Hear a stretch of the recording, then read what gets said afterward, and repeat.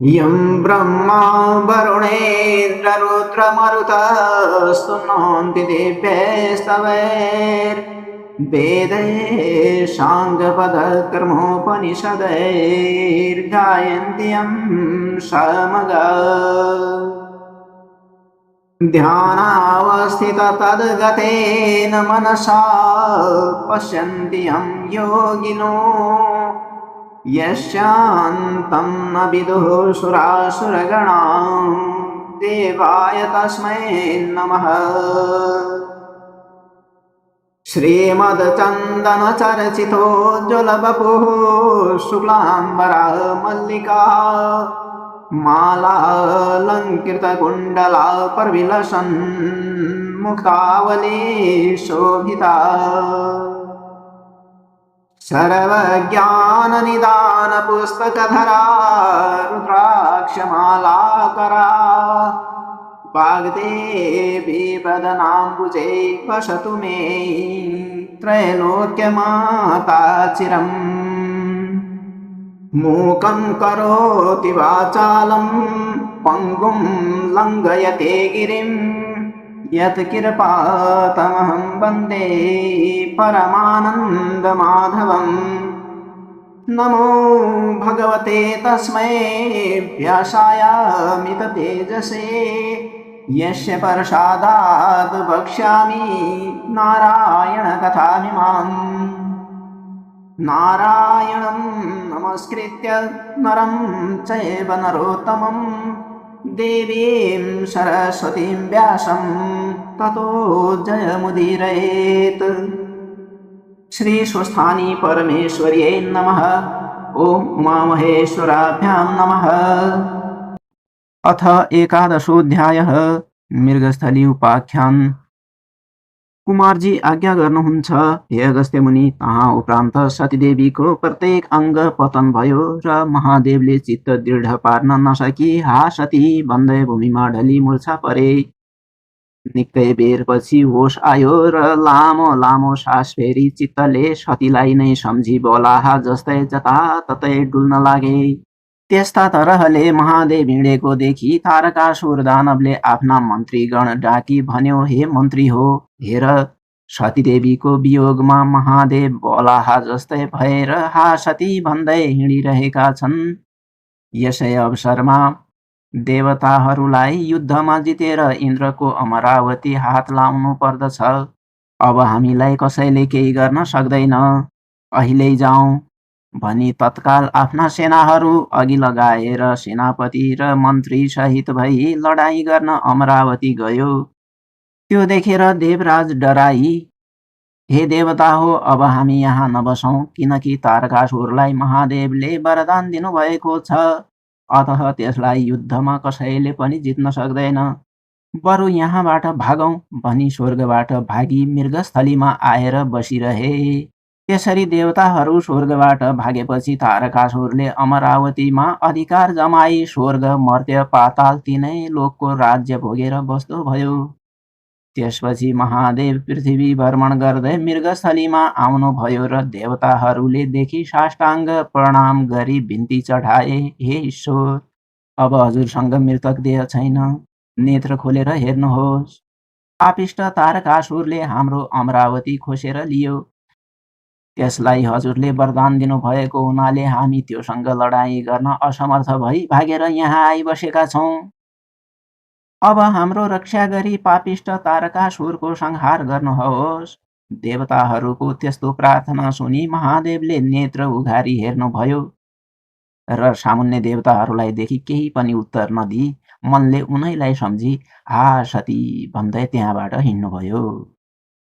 महादेवले शोक गरेको देखि संसारमा जति जीवात्मा छन् ती कसैले पनि सहन सकेनन्। यस्तै प्रकारले सतीको शोकमा 100 वर्षसम्म महादेव पृथ्वी भ्रमण गरेर हिँडिरहनुभयो। त्यसपछि एक दिन चित्त दृढ गरी महादेवले हेर्दा आफूसित सतीदेवीको शरीर छैन भन्ने जानी अब के गरौँ, कता जाउँ, कसरी शान्ति प्राप्त होला भनी भरिसक्य धैर्य धारण गरी उत्तरा पन्थमा तपस्या गर्न जान्छु भनेर हिँडेको त चित्त दृढ हुन नसकी दक्षिणको बाटो लागि जाँदा जाँदा कर्नाटक नगरको ब्रह्मपुर भन्ने स्थानमा पुग्नु भएछ। त्यहाँका ऋषिहरू गङ्गा स्नान गर्न गएका रहेछन्। ऋषि पत्नीहरूले महादेवलाई यतैबाट जान लागेका देखि आपसमा कुरा गर्न लागे। हे ऋषि पत्नी हो, हेर ती जान लागेका महादेव हुन्। सतीदेवी मर्नाले बलाहा जस्तै भई त्यस प्रकारले हिँडिरहेका छन्। हाम्रा स्वामीहरू एक भक्त रहनाले र अनेक व्रत उपास गर्नाले दुर्बल छन्। अतः हामीहरूलाई काम भोगमा सन्तुष्ट पार्न सक्दैनन्। यसकारण हामीहरू यिनैका पछि लागेर जाउँ। यति सल्लाह गरी सबै ऋषिपत्नीहरू महादेवका पछि लागेर हिँडे। त्यसरी पत्नीहरू गएको गङ्गामा स्नान गर्न गएका ऋषिहरूले थाहा पाई खोज्दै गए। निकै पर पुगेपछि बाटोमै भेटे र हे महादेव, तिमीले हाम्रा स्त्रीहरू किन हरण गरेर ल्याएका भने। तिनीहरूले त्यस्तो भनेको सुनि महादेवले तिम्रा पत्नीहरू म किन हरण गरेर ल्याउँथे भनी उत्तर दिनुभयो। अनि ऋषिहरूले यी तिम्रा पछि लागेर आएका को हुन् त भनी सोधे। अनि महादेवले पछाडितिर फर्केर हेर्दा ऋषिपत्नीहरूलाई देखेर यिनीहरूलाई मैले त ल्याएको होइन, कुन्नी किन पछि लागेर आएछन् भन्नुभयो। अनि रिसाएका ती ऋषिहरूले हे महादेव, हाम्रा पत्नीहरू तिम्रो लिङ्ग देखेर पछि पछि आएका हुन्, अतः तिम्रो त्यो लिङ्ग पतन होस् भन्ने श्राप दिए। तिनीहरूको श्रापले तत्काल शिवको लिङ्ग पतन भयो र त्यसैबाट एउटा ज्योतिर्लिङ्ग प्रकट भएर सम्पूर्ण ब्रह्माण्ड ढाक्न लाग्यो। त्यो देखेर देवता, यक्ष, गन्धर्व, किन्नर आदि श्री विष्णु भगवान कहाँ पुगी बिन्ती गरे। हे ईश्वर, महादेवको ज्योतिर्लिङ्ग उत्पन्न भएर समस्त ब्रह्माण्ड ढाक्न लाग्यो। सोही कुरा बिन्ती गर्न आएका हौँ। अब जे गर्नुपर्ने हो तत्काल गर्नु पर्यो। देवताहरूको त्यस्तो प्रार्थना सुन्न साथ विष्णु भगवान तत्काल त्यहाँ पुगी त्यो ज्योतिर्लिङ्गलाई अङ्कमाल गर्न साथ ज्योतिर्लिङ्ग साम्य भयो। त्यो देखेर समस्त देवता, यक्ष, नाग, गन्धर्व र किन्नर आदिले विष्णु भगवानको अनेक प्रकारले स्तुति गरी आफ्ना आफ्ना आश्रममा गए। अनि त्यहाँ ज्योतिर्लिङ्गबाट प्रकट भई महादेवले ती ऋषिहरूलाई भन्नुभयो, हे ऋषि हो, मन निर्दोषलाई व्यर्थमा श्राप दियो, अतः तिमीहरूको पनि वाक्य शुद्ध नहोस् र ब्राह्मणीहरू पनि एकपति मानेर बस्न नसकुन्।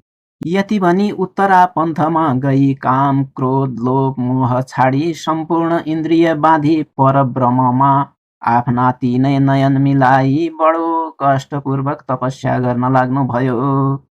इति श्री स्कन्दपुराणे केदारखण्डे माघ महात्म्ये कुमारगस्त्य संवादे श्री स्वस्थानी परमेश्वर्या व्रतकथायाम् इन्द्रादिदेवता मृगस्थली गमनं नाम 11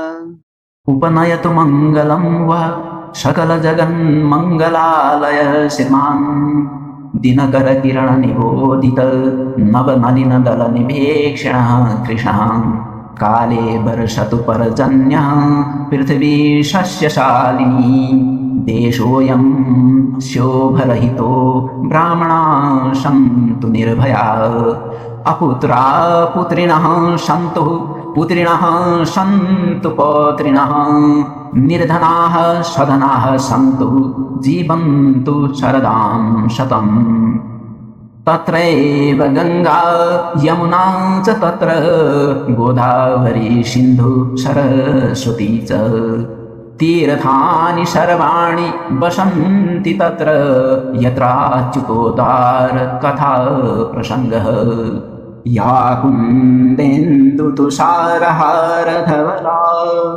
या शुभ्रवस्त्रावृता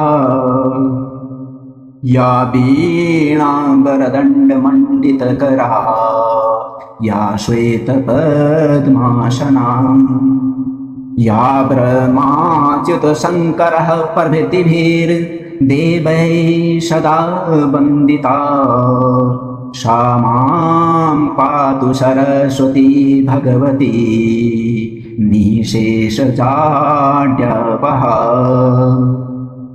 कायेन वाचा मनसेन्द्रियैर्वा बुद्ध्यात्मना वा प्रकृतिस्वभावात् करोमि यद्यत् सकलं परस्मै नारायणायेति समर्पयेतत् नारायणायेति समर्पयेतत्। श्री स्वस्थानी देव्यार्पणमस्तु। यति भनिसकेर कथा सुन्ने जति समस्त श्रोताहरूले पुस्तकको बासामाथि पुष्पाञ्जली चढाई पुस्तकलाई ढोक गर्नु र आफ्ना मनको इच्छित वरदान माग्नु।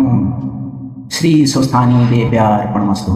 ओम शान्ति शान्ति शान्ति।